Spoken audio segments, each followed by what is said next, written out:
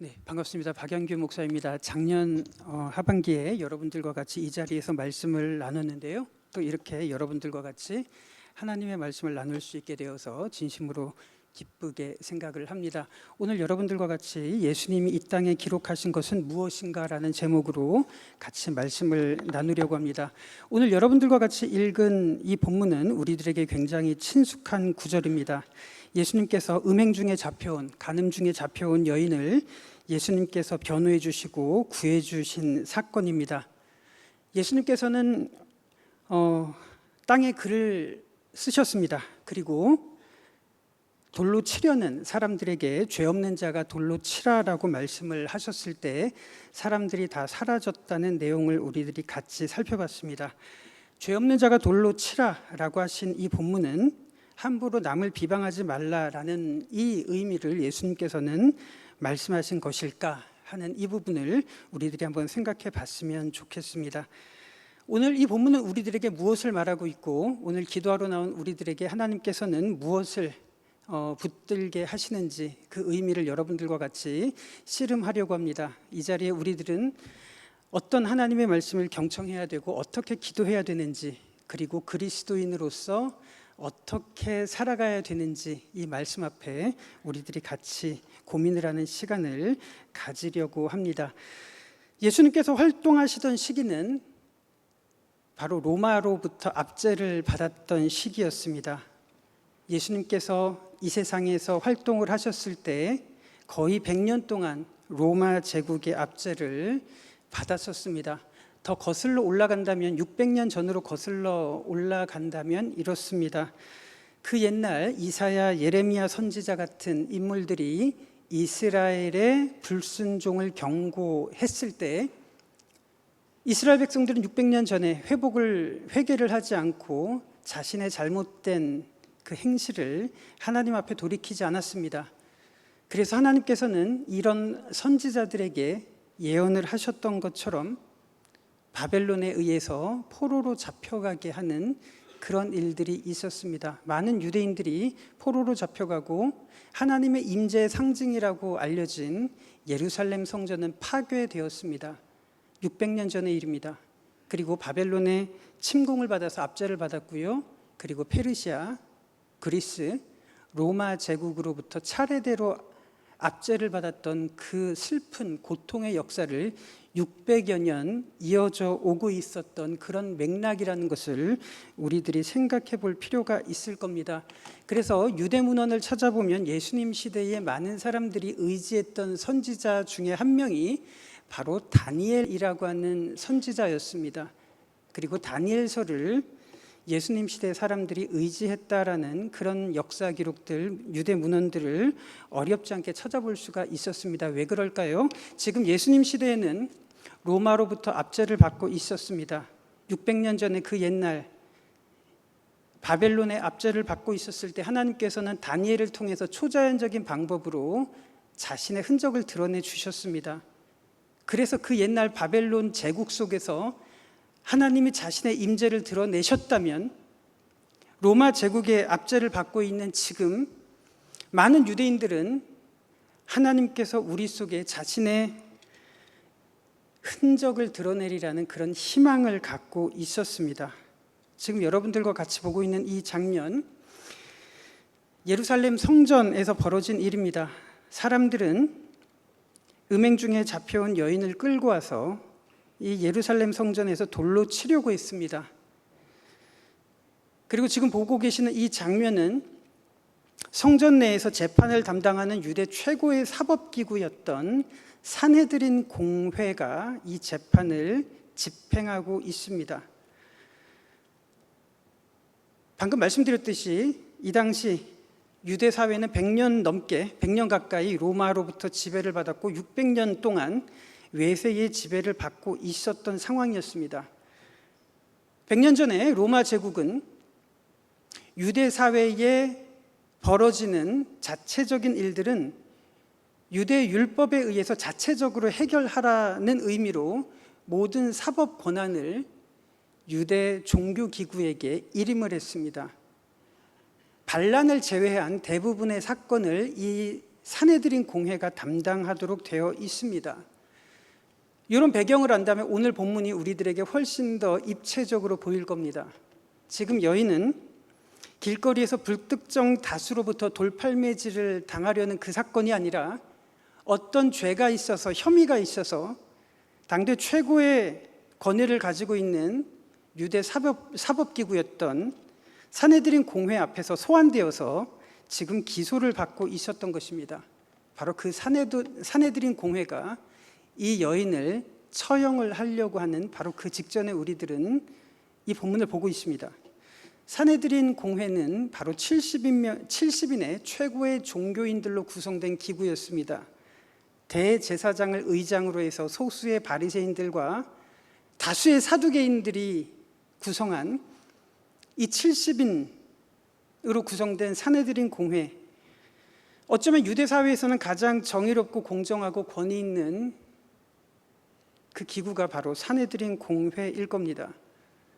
지금 보시다시피 예수님께서는 이 법정에 나타나셨습니다. 그리고 처형당하기 직전에 음행 중에 잡혀온 여인을 지금 변호해 주고 계십니다. 우리들이 눈여겨볼 점은 이거죠. 예수님께서 땅에 글을 쓰고 계십니다.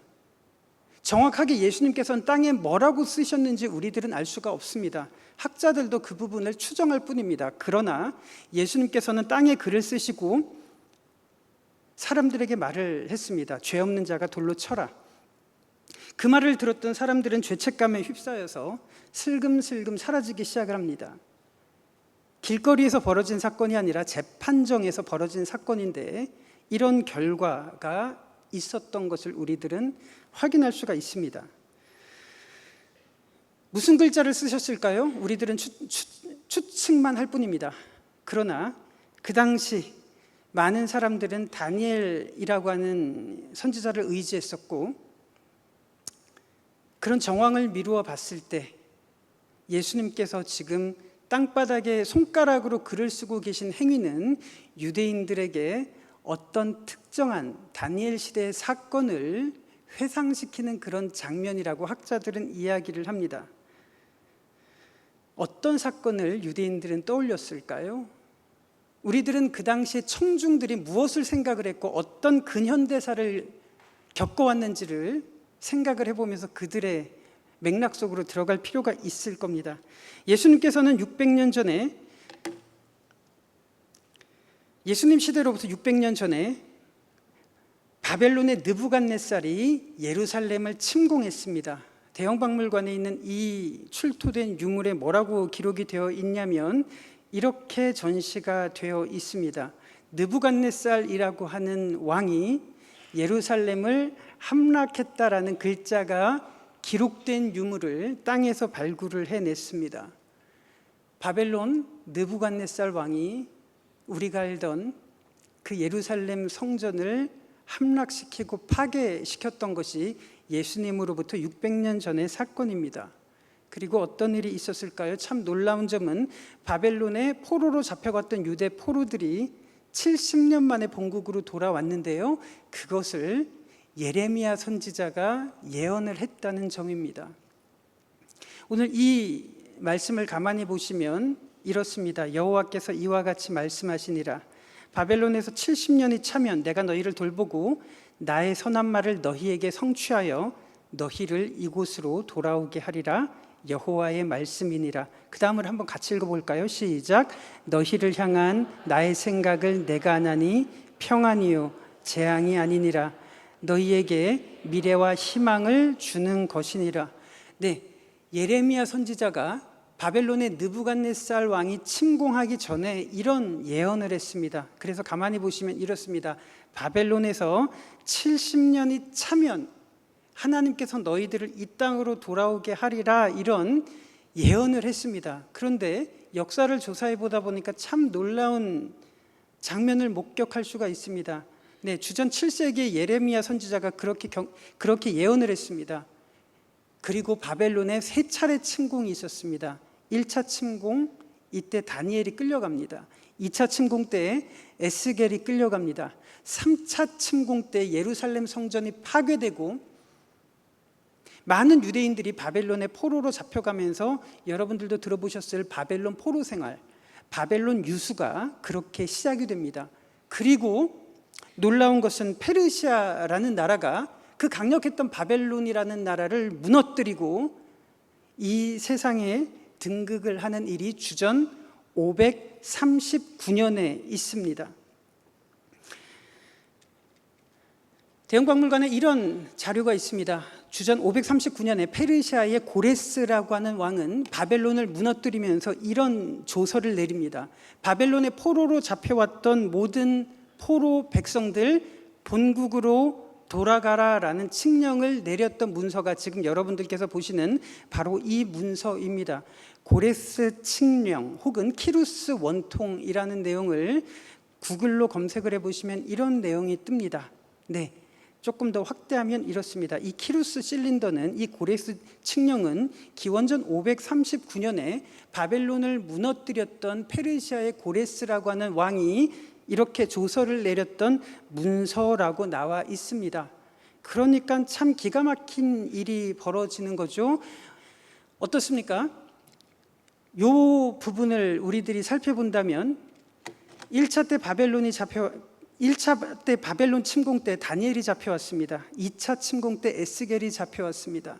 3차 침공 때 예루살렘 성전이 파괴가 됐습니다. 그런데 그 전에 예레미야 선지자는 70년 만에 너희들이 본국으로 돌아가리라 라고 이렇게 예언을 했는데, 이 문서 그리고 이 연대를 비교해 보시면 이런 흔적을 볼 수가 있지 않습니까? 다니엘과 함께 포로로 잡혀왔던 백성들이 본국으로 돌아가게 된다면 몇 년 만에 본국으로 돌아가는 것일까요? 70년 만에 본국으로 돌아가는 기적 같은 일들을 다니엘은 경험을 했습니다. 그것이 페르시아 때 있었던 일입니다. 그런데 참 놀라운 것은 이 장면입니다. 페르시아에 의해서 바벨론이 무너지기 전날, 여러분들 다니엘서 5장의 사건을 기억하십니까? 바벨론의 마지막 왕이었던 벨사살 왕이라고 하는 왕이 연회를 베풉니다. 어떻게 연회를 베푸냐면, 그 옛날 선왕이었던 느부갓네살 왕이 예루살렘 성전에서 탈취해 왔던 예루살렘 성전의 기물들을 꺼내다가 그것을 가지고 바벨론 신들을 찬양하는 연회를 베풀었던 겁니다. 고대 시대의 전쟁은 신들의 전쟁입니다. 한 나라가 다른 나라를 이기면 군사력이 강해서 병법이 훌륭해서 이겼다기보다 이 고대 시대의 사람들은 이 나라의 신이 다른 나라의 신보다 훨씬 더 강했다고 생각하는 믿음이 있었습니다. 그러니까 이 벨사살 왕은 우리 바벨론의 신이 이스라엘의 야훼보다도 훨씬 더 강하다는 그런 세레모니로서 연회를 베풀고 있었는데, 이것은 단순한 파티가 아니라 종교적인 제의를 이렇게 행하고 있었습니다. 벨사살 왕이 그렇게 하나님의 이름을 망령되이 일컬었던 바로 그 현장에 어떤 일이 있었냐면, 지금 보시듯이 하나님의 손가락이 나타났습니다. 그리고 벽에 이런 글자를 기록합니다. 생전 이런 광경을 경험해 보지 못한 이 연회장에 있던 사람들이 깜짝 놀랍니다. 그리고 두려움에 떨기 시작합니다. 벽에 새겨진 이 글자가 어떤 글자인지 해독할 수 있는 사람들이 아무도 없었습니다. 그 찬란한 바벨론 문명 속에 수많은 천문학자들 사이에서도 이 문자를 해독할 수 있는 사람이 없었습니다. 그때 다니엘이 소환되어서 나타납니다. 이 벽에 기록된 글자를 다니엘은 해독을 합니다. 메네메네 데겔 우바르신이라는 글자입니다. 이 내용을 해독하면 하나님께서 왕을 지켜보고 달아보고 관찰하셔서, 왕께서는 하나님께서 보시는 그 무게에 미치지 못하셔서 하나님께서는 왕을 심판하실 겁니다 라고 하는 그 내용을 하나님께서는 벽에 손가락으로 이렇게 기록하게 하셨습니다. 그리고 그 다음날 고레스라고 하는 페르시아의 왕이 바벨론을 무너뜨리는 사건이 주전 539년에 있었습니다. 이 강렬한 사건, 수많은 후대 유대인들에게 두고두고 회자되고 기억되는 사건이었을 겁니다. 여기에서 우리들은 한 가지 의문을 갖지 않을 수가 없습니다. 왜 하나님께서는 그의 사랑하는 백성들로 하여금 바벨론의 포로로 잡혀가게 하셨을까요? 왜 하나님께서는 그의 사랑하는 백성들에게 이런 고통을 허락해 주셨을까요? 하나님께서는 정말로 예언하신 대로 70년 만에 그 사랑하는 백성들을 본국으로 돌아오게 하셨습니다. 그런데 왜 하나님께서는 그의 사랑하는 백성들을 이런 고통 속에 들이미셨을까요? 그게 바로 예레미야 선지자가 예언을 했던 내용이었습니다. 예레미야 선지자는 어떻게 경고를 했고 하나님의 말씀을 전했을까요? 예레미야 선지자는 이렇게 이야기를 합니다. 이 땅에 무섭고 놀라운 일이 있도다. 선지자들은 거짓을 예언하며 제사장들은 자기 권력으로 다스리고 내 백성은 그것을 좋게 여기니 마지막에는 너희가 어찌하려느냐. 이렇게 예레미야 선지자는 바벨론의 침공을 받기 전에 이렇게 예언을 했습니다. 한번 가만히 보시면 이렇습니다. 예레미야 선지자가 이 경고를 할 때 보시다시피 선지자도 있었습니다. 제사장도 있었습니다. 성전도 있었습니다. 성전 규례도 있었고 성전에서 지내는 예배도 진행됐습니다. 그런데 왜 하나님께서는 이 시대를 아파하셨을까요? 선지자들은 진리를 말하지 않았습니다. 제사장들은 자신이 주의 종이라는 오만에 빠져서 자신의 권력으로 백성들을 다스렸습니다. 그런데 백성들조차도 자신들이 듣기를 원하는 그 메시지에만 열광을 했습니다. 그래서 예레미야 선지자는 이렇게 말을 합니다. 너희는 예루살렘 거리로 빨리 다니며 그 넓은 거리에서 찾아보고 알라. 너희가 만일 정의를 행하며 진리를 구하는 자를 한 사람이라도 찾으면 내가 이 성읍을 용서하리라. 하나님의 진심이 느껴지십니까? 그 당시에 성전이 있었습니다. 종교인들 있었습니다. 성직자 있었고요. 종교적인 규례도 여전히 진행되고 있었지만 하나님의 성품, 하나님의 속성을 닮아서 이 땅에 그것을 드러내는 사람이 한 사람도 없었다는 것을 하나님께서는 예레미야 선지자에게 그렇게 경고하게 하셨던 것입니다. 여기에서 우리들은 통증을 느낍니다. 왜 그럴까요? 지금 이 땅에도 여전히 교회 건물들이 있습니다. 십자가가 세워진 건물을 많이 볼 수가 있고요. 종교인들을 볼 수 있습니다. 성직자도 있습니다. 통계적으로 상당히 많은 그리스도인들이 있습니다. 그런데 왜 이 사회에서는 정의를 행하며 공의를 행하는 사람들을 찾기가 어려울까요? 왜 이 세상에서는 하나님의 사랑과 하나님의 흔적을 느끼기가 어려울까요? 그 이유는 바로 하나님의 속성, 하나님의 형상을 닮아서 이 세상에 드러내는 하나님의 백성들이 많지 않다는 것을 어쩌면 예레미야 선지자도 우리들에게 경고하는지도 모르겠습니다. 하나님은 사랑이십니다. 그런데 하나님의 사랑이 이 세상에 어떻게 드러날까요? 하나님은 사랑이시라고 하는 이 문구가 기록된 전도지를 나눠줄 때 하나님의 사랑이 이 세상에 드러나는 것이 아니라 하나님의 사랑과 자비를 이 세상에서 행하는 그리스도인들을 통해서 하나님의 속성이 이 세상에 나타날 겁니다.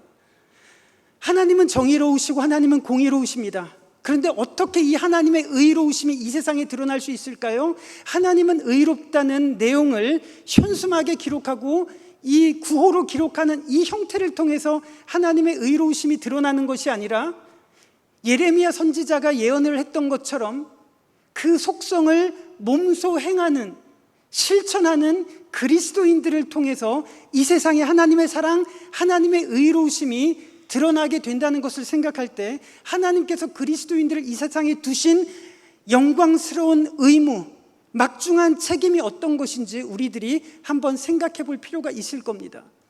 하나님은 사랑이시고 하나님은 정의로우십니다. 그러나 하나님의 속성이 이 프로파간다의 방식으로 드러나는 것이 아니라 하나님께서 부르신 하나님의 자녀들이 하나님의 성품과 하나님의 속성을 이 세상에서 행할 때 우리를 통해서 하나님의 영광, 하나님의 모습이, 하나님의 흔적이 이 세상에 드러날 수가 있을 겁니다. 그래서 하나님께서는 누차 율법을 통해서 이렇게 말씀하지 않으셨습니까? 고아와 과부와 빈민들과 나그네를 배려하고 섬기고 속이는 저울을 사용하지 말고 뇌물과 아첨을 통해서 재판을 부당하게 만들지 말고 거짓과 탐욕을 없애는 이런 방식을 통해서 그 땅에 하나님의 속성을 드러낼 수 있다고 하나님께서는 율법을 통해서 선지자를 통해서 그렇게 말씀을 하셨습니다. 이런 말씀이 이사야, 예레미야 선지자를 통해서 반복적으로 하신 말씀 아니었습니까? 그런데 구약 성경을 보면 선지자도 있습니다. 제사장도 있습니다. 성전도 있습니다. 종교 규례도 있습니다.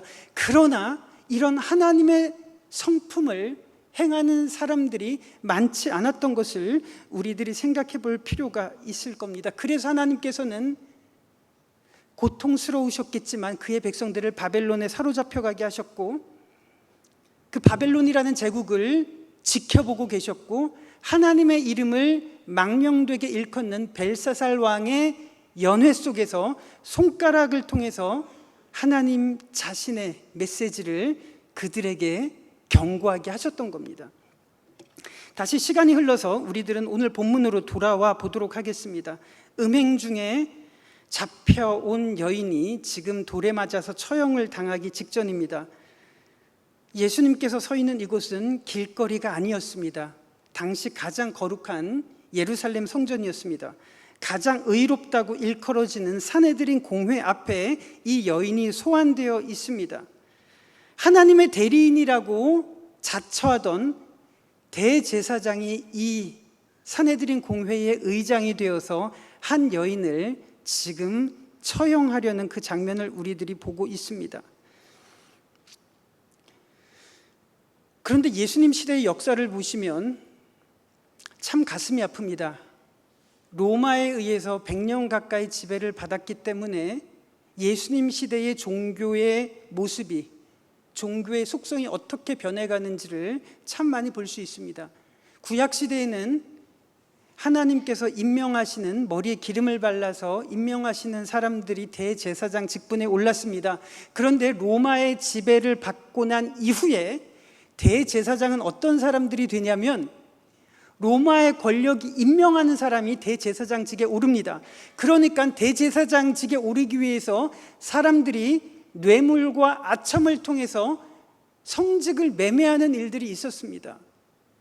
가장 의로워야 되는 대제사장은 그런 갖은 뇌물과 아첨을 통해서 권력의 시녀 노릇을 했던 것이 100년째가 되는 그런 상황이었습니다.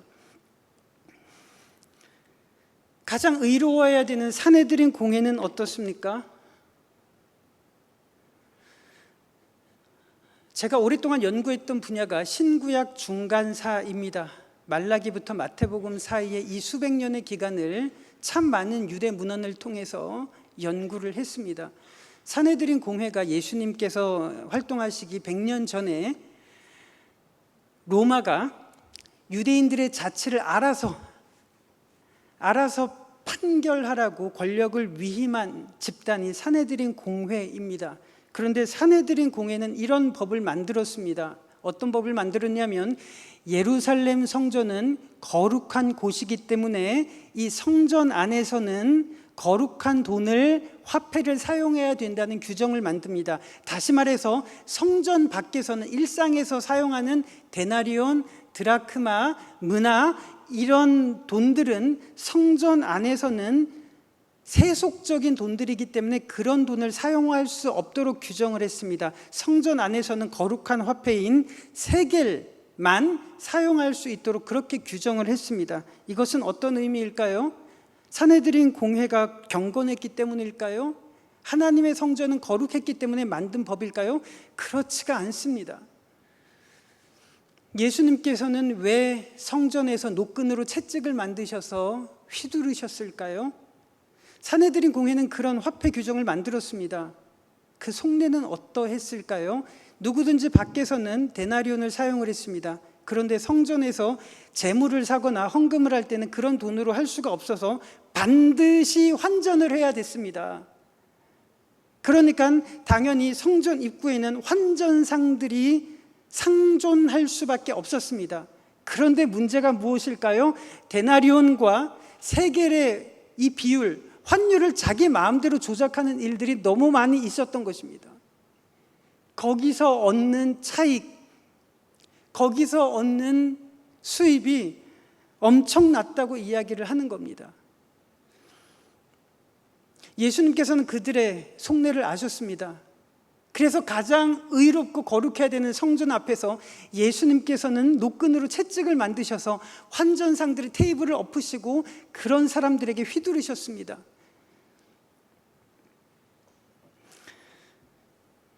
성전에서 이런 사람들을 축제한 이런 부를 통해서 과시하듯이 헌금을 했습니다. 반면에 한 과부는 2렙돈을 하나님께 바쳤습니다. 2렙돈의 가치가 얼마나 될까요? 환율을 따지면 이 당시 2렙돈의 가치는 2,500원입니다. 한 과부의 전 재산이 2,500원 밖에 없었는데 그것을 드릴 수밖에 없었던 그 문맥은 예수님께서 이 여인의 믿음을 칭찬하신 것이 아닐 겁니다. 성전에서 제물을 바쳐서 제사를 지낼 때 그 사람이 구입하는 제물을 보면 그 사람의 경제적인 형편을 가늠할 수 있습니다. 부자들은 황소나 양을 구입을 했습니다. 그런데 빈민들은 그런 제물을 차마 구입할 수 없었기 때문에 산비둘기를 샀습니다. 누가복음을 보시면 예수님께서 어린 시절에 성전에 가서 제사를 드리실 때 제물을 구입했습니다. 황소를 사셨나요? 양을 사셨나요? 그게 아닙니다. 산비둘기를 사셨습니다. 산비둘기가 얼마나 할까요? 얼마면 살 수 있을까요? 우리 주변에 널린 닭둘기라는 이런 것들이 얼마나 비싸면 얼마나 비싸겠습니까? 그런데 유대 문헌을 보니까 산비둘기 한 마리에 얼마에 거래가 됐냐면 9만 원에 팔았던 겁니다. 그러니까 이 상황을 우리들은 짐작해 볼 수가 있는 겁니다. 한 여인에게, 전 재산이 2,500원밖에 없는 여인에게 속죄의 은총을 입기 위해서 구입해야 되는 최소 비용이 9만 원이었던 겁니다. 만약에 이 과부에게 2 자녀가 있었다면 27만 원을 요구했던 것이 산헤드린 공회가 제시했던 겁니다. 그러니까 2렙돈 2,500원밖에 없었던 여인이 전 재산을 바칠 수밖에 없었던 상황, 그것마저도 삼켜버리는 이 당대의 종교적인 관행들을 본다면 예수님께서 채찍을 만들지 않을 수가 없었을 겁니다. 왜 율법에서는 고아와 과부와 나그네와 빈민들을 돌보라고 하셨을까요? 2000년 전, 3000년 전 이스라엘 사회에서는 여인이 경제적으로 독립할 수 있는 방법이 극히 드물었습니다. 여인이 경제 활동을 할 수 있는 방법이 유대 사회에는 많지가 않았습니다. 그렇지만 한 가정에서 가장이 목숨을 잃었을 때 과부가 그 가정을 생계를 책임질 방법이 많지 않았습니다. 유대 문헌을 보면 참 가슴이 아픕니다. 경제적으로 무능한 한 과부가 생계를 할 수 있는 유일한 방법은 학자들의 이야기입니다. 생계형 매춘이라고 이야기를 합니다. 그러니까 그 시기에 빈민들, 고아들, 과부들 살아가는 것이 얼마나 힘겨웠던 상황이었는지 우리들은 짐작해 볼 수가 있을 겁니다. 오늘 이 읽었던 본문을 다시 한번 들여다봤으면 좋겠습니다. 사람들은 음행 중에 잡혀온 여인을 돌로 치려고 합니다. 산헤드린 공회는 나름대로의 정의를 구현하기 위해서 이 여인을 돌로 치려고 했습니다. 그러면서 이들이 근거로 삼았던 구절은 레위기의 율법을 근거로 삼았습니다. 누구든지 남의 아내와 간음하는 자, 곧 그의 이웃의 아내와 간음하는 자는 그 간부와 음부를 반드시 죽일지니라. 이 말씀을 근거로 해서 이 여인을, 음행 중에 있었던 여인을 사로잡아 왔습니다. 간음한 음부를 처형하려고 했던 그 내용을 근거로 해서 이 여인을 사로잡아 왔습니다. 그런데 우리들이 이상한 점을 발견할 수가 있지 않습니까? 음부는 있는데 간부는 어디 갔을까요? 본디 음행이라는 죄는 여인 혼자서 이루어질 수 없었던 터였기에 이 재판은 석연치 않은 구석이 있습니다. 어떻게 음행이라는 죄가 여자 혼자서 이렇게 지을 수 있는 그런 죄가 되겠습니까? 그렇다면 우리들이 이런 질문을 해볼 수가 있을 겁니다. 이 사내들인 공회에 모인 사람들은 이 음행에 가담했던 남자가 누구였는지 정말 몰랐을까요? 한 걸음 더 나아가서 이 범행에 가담했던 남자가 정말 한 명뿐이었을까요? 왜 사내들인 공회에 많은 사람들은 돌로 치려고 했을까요? 가장 의로워야 되는 재판이 석연치 않는 모습이 발견이 됩니다. 이들은 유대 사회를 정말로 정의롭고 공정한 사회로 만들려고 몸부림을 치면서 이 재판을 진행했던 걸까요? 그러면 남자는 어디 있을까요? 왜 연약한 이 여인을 희생양으로 삼아서 돌로 치려고 하는 것일까요? 어떤 학자가 추측했던 것처럼 만약에 그게 아니었다면 자신들의 욕망을 구입했던 흔적을 제거하기 위해서 지금 돌로 치려고 하는 장면은 아닐지 우리들은 생각해 볼 수가 있을 겁니다. 그때 예수님께서는 이 현장에 나타나셨습니다. 죄 없는 자가 돌로 치라고 이렇게 말씀을 하셨습니다. 그러나 이 말씀을 하시기 전에 예수님께서 하셨던 행동은 땅바닥에 손가락으로 글을 쓰는 행동을 취하셨습니다. 이 현장에 있던 사람들이 두려웠던 것은 바로 그들 기억 속에 있는 바로 이 장면을 떠올렸을 수가 있을 겁니다. 갑자기 이 연회장에 나타난 어떤 정체 모를 손가락이 벽에 어떤 글자를 새겼던 이 장면을 떠올리지 않았을까요? 예수님께서는 손가락으로 땅바닥에 글자를 새기셨습니다. 그리고 이 여인을 목숨을 걸고 구해주시고요, 요한복음 8장에 보시면 이날 이후로 사내들인 공회는 예수님을 십자가에서 처형할 것을 계획하기 시작을 합니다. 그리고 우리는 알잖아요. 이 사내들인 공회가 결국에는 예수님을 십자가에서 못 박아서 죽였다는 사실을 우리들은 잘 알고 있습니다. 여기서 예수님께서는 이 세상이 사랑을 어떻게 드러내시는지 그 진심을 볼 수가 있는 겁니다. 하나님은 사랑이시다는 캠페인을 통해서 드러나는 것이 아니라 목숨을 걸고 부당한 재판에 회부된 한 여인을 이렇게 예수님께서는 목숨을 걸고 구해주시는 이 장면을 통해서 이 여인은 생명을 구할 수가 있었습니다. 예수님께서는 질병에 걸린 사람들, 시체들을 만지면서 그들을 일으켜주셨습니다. 율법에 따르면 시체를 만지거나 질병에 걸린 사람들에게 손을 대면 그 사람 또한 부정하게 된다고 여겼기에 절대로 만져서도 안 되는 그런 조항이 있었습니다. 그러나 예수님께서는 자신이 부정해질지언정 그들에게 손을 대시면서 그런 사람들을 일으켜주시고 살려주셨던 사건을 우리들이 기억할 겁니다. 예수님께서 이 땅에 오셔서 그렇게 하나님의 속성을 드러내셨기 때문에 이 여인들이 구원을 받았고 병에 걸린 사람들이 구원을 받았고 귀신 들린 사람이 구원을 받았으며 우리 인생 속에 예수님께서 그렇게 찾아오셔서 우리도 구원받은 거 아닐까요? 우리도 하나님의 자녀가 된 거 아니겠습니까?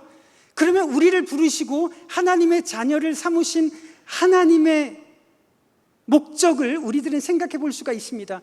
우리를 이 세상에 부르신 목적이 무엇일까요? 우리 자신의 욕심과 우리 자신의 욕망을 위해서 하나님을 도구 삼는 기도를 하게 만들기 위해서 우리들을 부르신 것이 아니라 하나님 자신의 속성을 이 세상에 드러내기 위해서 그의 자녀들을 부르셔서 하나님은 사랑이시고 하나님은 정의로우시고 하나님은 공정하시다는 이 속성을 이 세상 가운데 드러내시기로 계획하셨던 것일 겁니다. 그래서 이 그리스도인들에게는 너무너무 영광스러운 의무가 있지만 막중한 책임감이 뒤따를 겁니다. 우리들의 기도는 어떠해야 될까요? 이 세상을 살아가는 우리들의 기도는 어떤 영역을 향해 있어야 할까요? 다시 시선을 바벨론으로 돌려보도록 하겠습니다. 소년 다니엘은 무고하게 바벨론으로 포로로 잡혀왔습니다. 소년 다니엘과 세 친구들이 잘못한 것이 무엇이 있었습니까? 그러나 왕과 기성세대들의 잘못으로 인해서 이 무고한 소년들이 바벨론에 잡혀왔습니다. 하나님께서는 왜 이 소년들을 바벨론으로 끌고 가게 하셨을까요? 바벨론이라고 하는 나라는 그 당시에 가장 강력했던 나라였습니다. 찬란한 문명을 이루는 국가였습니다. 이 네부카드네자르라고 하는 왕은 정말로 압도적으로 능력이 많았던 왕이었습니다. 고대 시대에 7대 불가사의라고 하는 것을 아실 겁니다. 7대 불가사의 중에 하나가 이집트의 피라미드입니다. 가만히 보시면 이 엄청난 돌들을 누가 옮겼을까요? 학자들에 따르면 이 엄청난 돌들을 간격을 보시면 1mm가 넘게 벌어져 있지 않는다고 이야기를 합니다. 엄청난 과학과 기술이 이 피라미드에 집약이 되어 있을 겁니다. 이집트의 대제사장은 피타고라스 정리를 이용해서 정교한 각도를 이용해서 이 건축물을 만들었습니다. 그래서 이런 설계가 가능했고 이런 건축물이 나왔지만 도대체 어떻게 이런 문명을 만들 수 있을지 우리들은 잘 모르기에 불가사의라고 이야기를 합니다. 7대 불가사의 중에 또 다른 하나가 여러분들 들어보셨을까요? 바벨론의 공중정원이라는 것이 있었습니다. 이집트 피라미드에 필적할 정도로 압도적인 건축물과 그 사막 한가운데에서 도대체 물을 어디서 끌어왔는지 이 건축물 위에 수로를 만들고 엄청난 정원을 만들었던 그 건축물이 바로 바벨론의 공중정원입니다. 어떻게 만들어졌을까요? 어떻게 설계가 됐을까요? 분명히 있었지만 그 과정을 모르기 때문에 불가사의라고 이야기를 합니다. 이것을 만든 사람이 바로 느부갓네살 왕입니다. 바벨론의 천문학은 엄청난 정교한 그런 문명을 자랑하고 있습니다. 지금으로 따지면 빅데이터에 해당되는 것이 아닐까요? 이 바벨론의 천문학을 인용을 했던 나라가 고대 그리스입니다. 그래서 고대 그리스 사람들이 별자리 이야기를 만들었는데요, 그리스 사람들의 머릿속에서 나온 것이 아니라 바벨론의 천문학을 이렇게 가지고 와서 별자리 이야기를 만들었다면 이 바벨론이 가지고 있는 문명은 얼마나 압도적이었을까요? 그 느부갓네살 왕 앞에 다니엘은 이렇게 조언을 합니다. 이 부분 한번 같이 읽어봤으면 좋겠습니다. 이렇게 이 구절인데요, 한번 같이 읽어볼까요? 시작. 그런즉 왕이여, 내가 아뢰는 것을 받으시고 공의를 행함으로 죄를 사하고 가난한 자를 긍휼히 여김으로 죄악을 사하소서. 그리하시면 왕의 평안함이 혹시 장구하리이다 하니라. 네, 느부갓네살은 세상에서 가장 부유한 사람이었습니다. 세상에서 가장 권력이 많은 사람이었습니다. 그 느부갓네살 왕이 권력을 더 확장하기 위해서 다른 나라를 침공하고 전리품을 획득하고 포로들을 죽이고 영토를 더 늘린다고 해도 아무런 문제가 될 것이 없었던 그 시기에 다니엘은 느부갓네살에게 지금 목숨을 걸고 조언을 합니다. 왕이시여, 내가 아뢰는 것을 들어주셨으면 좋겠습니다. 왕께서는 공의를 행하고 죄를 사하고 가난한 자를 긍휼히 여김으로 죄악을 사하소서. 그리하신다면 왕의 평안함이 더 늘어날 겁니다. 목숨을 걸고 하는 이야기 아니겠습니까? 느부갓네살 왕이 그렇게 살아도 아무런 문제가 될 것이 없었던 그 시기에 다니엘은 그 왕에게 이런 조언을 합니다. 이 내용 어디서 나왔던 걸까요? 그 옛날 예레미야 선지자가 했던 그 내용 그대로 이렇게 옮기고 있는 거 아니겠습니까? 율법에서 말하는 내용을 이렇게 전하는 거 아니겠습니까? 다니엘은 바로 그 현장에서 그 시대에 하나님의 속성을 이렇게 드러내고 있었습니다. 이것이 하나님께서 다니엘이라고 하는 인물을 바벨론에 두신 목적일 겁니다. 하나님이 없는 제국 속에 하나님의 속성과 성품을 드러내기 위해서 하나님은 연약한 다니엘을 그 제국 한복판에 두셔서 이런 조언을 하게 하셨습니다. 그런데 정말 재미있는 것은 이렇습니다. 수많은 유대 포로들이 바벨론으로 포로로 잡혀왔습니다. 그런데 바벨론은 유대인들에게 자치 공동체를 허용을 했습니다. 그러니까 분명히 포로로 잡혀온 신분이지만 자치 공동체를 만들었기 때문에 유대인들 사회에서는 제사장도 있었고 재판관도 있었고 나름대로의 공동체를 이루고 살았습니다. 바벨론의 포로로 잡혀온 유대인들 사이에서 다니엘이라고 하는 이름이 각인되고 존재감을 일으킨 사건이 무엇인지 유대 문헌에 드러납니다. 그것은 다니엘이 꿈을 해석하고 총리가 되었던 사건이 아니라 의외의 사건에서 발생할 수가 있는데요. 이 사건을 여러분들에게 말씀을 드리도록 하겠습니다. 바벨론의 포로였지만 공동체로 살아가던 유대의 공동체 속에 다니엘이라고 하는 이름이 존재감을 드러낸 사건은 이겁니다. 그 시기에 요아킴이라고 하는 인물의 아내가 바로 수산나라고 하는 여인이 있었습니다. 그런데 수산나라고 하는 여인이 참 아름다웠습니다. 그런데 재판을 담당하던 두 장로가 이 여인을 탐하기 시작했습니다. 그래서 자신이 가진 재판권을 이용해서 이 여인을 욕망의 대상으로 삼았습니다.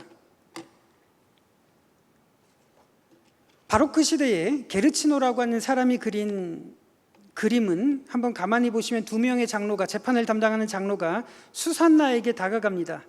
이 그림을 가만히 보시면 한 명의 재판관은 관객을 향해서 입을 다물라고 이야기를 합니다. 다른 한 사람은 자신의 권위를 상징하는 지팡이를 들고 이 여인을 욕망의 대상으로 삼고 있습니다. 이것이 유대 문헌에 나오는 다니엘의 존재감을 알린 그 사건의 발단입니다. 젠틸레스키라고 하는 바로크 시대의 화가가 그린 장면은 이렇습니다. 가만히 보시면 두 명의 재판관이 귀 속으로 모의를 하고 있습니다. 한 사람이 뭔가를 속닥거리고 있고요. 다른 한 사람이 이 수산나를 향해서 입을 다물 것을 지금 강요하고 있습니다. 이것이 사건의 내막입니다. 그런데 수산나는 자신을 향한 욕망에 저항을 했습니다. 그러자 이 두 명의 재판관은 이 수산나를 모함을 해서 재판정에 세웠습니다. 이 수산나라는 여인이 젊은 남자와 부적절한 짓을 행해서 율법으로 처형을 해야 된다고 이 여인을 재판정에 넘겼습니다. 처형을 하려고 하는 순간이었습니다. 이때 하나님의 성령이 다니엘에게 나타났습니다. 다니엘이 하나님의 음성을 듣습니다. 그러면서 다니엘은 이렇게 생각을 합니다. 왜 이 여인에게는 자신의 억울함을 항변할 기회조차도 주지 않고 이렇게 희생양으로 삼는 것인지. 그래서 다니엘은 그 현장에 나타났습니다. 그리고 두 명의 재판관을 따로 불러서 대질 신문을 합니다. 당연히 두 사람의 증언이 일치할 리가 없겠죠. 결국에는 두 사람이 부당한 재판을 만들었다는 이것이 명백하게 드러났을 때 두 명의 재판관 장로를 처형하고 이 여인의 무고함을, 억울함을 들어줬다는 이야기가 바로 다니엘 시대에 유대인들 사이에서 존재감을 드러냈던 아주 유명한 사건이었습니다. 다니엘을 기억하고 다니엘서를 늘 마음속에 새겼던 예수님 시대의 유대인들이 이 사건을 모를 리가 없었을 겁니다. 왜냐하면 유대인들 사이에서는 너무나도 익숙한 사건이었기 때문에 그렇습니다. 그 수산나를, 억울한 위치에 있었던 수산나를 무고함을 들어줬던 다니엘의 이야기, 오늘 재판정에 음행 중에 잡혀온 여인의 이 무고함을 예수님께서 해결해 주셨다는 이 사건은 너무 닮아 있습니다. 그래서 예수님께서 땅에 새기신, 손가락으로 땅에 새기신 이 장면은 유대인들에겐 너무나도 충격적이고 두려움을 회상할 만한 그런 사건이었습니다. 오늘 말씀을 한번 정리를 해보도록 하겠습니다. 어떻게 이 세상에 하나님의 사랑과 성품, 하나님의 자비로우심, 하나님의 인자심, 하나님의 정의로우심이 드러날 수가 있을까요?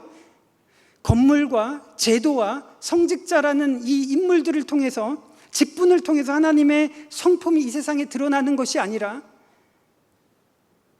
과부와 고아와 가난한 자들과 나그네들, 그 율법의 말씀을 진정으로 지키고 행하는 우리를 통해서 하나님께서는 자신의 흔적을 이 세상에 드러낼 수 있다고 믿습니다. 그러면 우리의 기도가 어떠해야 될까요? 우리의 기도는 그저 우리 자신의 기도 제목을 하나님 들어달라는 기도에서 벗어나서 우리가 몸담고 있는 이 사회에서 고아와 과부와 나그네들, 또 다른 사람들은 없는지 돌아봐야 되지 않을까요? 렘브란트가 이 그림을 그렸습니다. 이 그림을 그린 시기는 1636년입니다. 렘브란트의 이 기도는 우리의 기도 제목을 조금 더 성숙시키게 만드는 그림이라고 생각을 합니다. 왜 그럴까요? 1636년 17세기의 네덜란드는 황금 시기를 구사하고 있었습니다. 상업이 아주 발달했습니다. 그런데 신학적으로 본다면 17세기의 네덜란드는 장로교의 교리가 확립된 시기였습니다. 이 그림은 1636년에 그린 그림입니다. 1619년에 도르트 회의가 있습니다. 여러분들 이거 들어보셨을까요? 장로교의 5대 교리라고 하는 전적 타락, 무조건적인 선택, 제한적인 속죄, 불강력적인 은혜, 성도의 견인이라고 하는 칼빈주의 5대 교리가 이때 확립이 되었습니다. 그래서 네덜란드는 장로교 신자가 아니면 누구든지 예배를 드릴 수가 없었고 자신의 신앙을 표현할 수도 없었고 극심한 핍박이 가해지던 시기가 렘브란트가 이 그림을 그리던 시기였습니다. 그런데 이 그림을 보시면 참 안타까운 장면이 있습니다. 벨사살 왕이 연회를 베풀었는데요, 벨사살은 바벨론의 왕입니다. 그런데 가만히 보시면 바벨론의 왕이 왕관을 쓰고 있는 것이 아니라 페르시아의 터번을 쓰고 있는 모습이 이상하지 않습니까? 분명히 바벨론의 왕인데 지금 머리에 터번을 쓰고 있습니다. 그 이유는 무엇일까요? 터번에 해당되는 페르시아어가 바로 네덜란드를 상징하는 튤립이라고 하는 명칭이기 때문에 그렇습니다. 1636년에 어떤 일이 있었을까요? 튤립 파동이 있었습니다. 요 밑에 백과사전을 찾아보면 이런 내용이 있습니다. 평범한 한 명의 노동자의 연봉이 3천만 원이라면 튤립 한 뿌리의 가격이 3억에서 4억 2천으로 거래되던 시기가 튤립 파동이 몰고 온 네덜란드의 현실이었습니다. 튤립 파동 들어보시지 않았습니까? 1636년에서 1637년에 있었던 튤립 가격이 폭등하던 장면을 이렇게 우리들은 보게 되는 겁니다. 장로교 교리, 하나님의 주권이 외쳐지던 바로 그 현장에서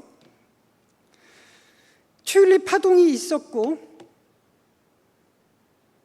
갑작스럽게 부를 축적한 사람은 이것을 하나님의 축복이라고 간증을 했을까요? 이런 현상들은 우리들은 어떻게 받아들일 수 있을까요?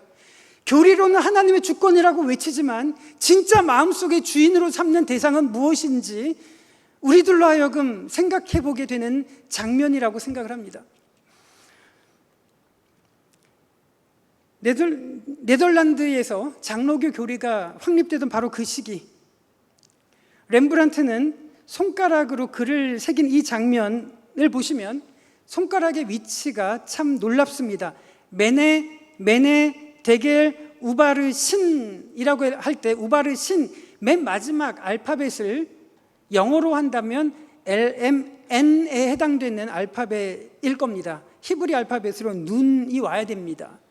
그런데 렘브란트는 의도적으로 숫자 7을 의미하는 히브리 알파벳 자인을 지금 표기를 했고 하나님의 손가락이 그 손가락을 가리키도록 했습니다. 숫자 7을 의미하는 손가락을 일부러 가리키도록 이렇게 설정을 했습니다. 숫자 7은 무엇을 상징할까요? 그 당시 네덜란드 연합주로 이루어졌을 때 7개의 주를 상징하는 것이 숫자 7이 의미한다는 것을 모르는 사람이 없었던 바로 그 시기에 렘브란트는 이렇게 만들어 놓고 있습니다. 이것을 본다면 우리들이 무엇을 기도를 해야 되고 무엇을 떠올려야 될지 명확해지리라고 생각을 합니다. 음행 중에 잡혀온 여인을 사람들이 돌로 치려고 하고 있었습니다. 예수님께서는 손가락을 들어서 글로 쓰고 있었을 때 돌로 치려고 하던 사람들 머릿속에는 메네메네 데겔 우바르신이라고 하는 메시지가 떠오르지 않았을까요? 하나님께서 너희들을 달아보니 무게에 못 미쳐서 너희들을 심판하리라는 그 메시지가 떠오르지 않았을까요? 우리 시대를 향한 하나님의 메시지는 무엇일까요? 어떤 간증을 보니까 기도를 열심히 했더니 사놓은 아파트 가격이 폭등해서 이것을 하나님의 축복이라고 여기는 간증을 들은 적이 있습니다. 1636년에 튤립 파동이 있었을 때 3억에서 4억 2천까지 튤립 한 뿌리가 폭등을 합니다. 그때 하나님의 주권 칼빈주의 5대 교리를 외치던 이 움직임들은 무엇을 하고 있었을까요? 오늘 우리들이 이 장면을 살펴보았습니다.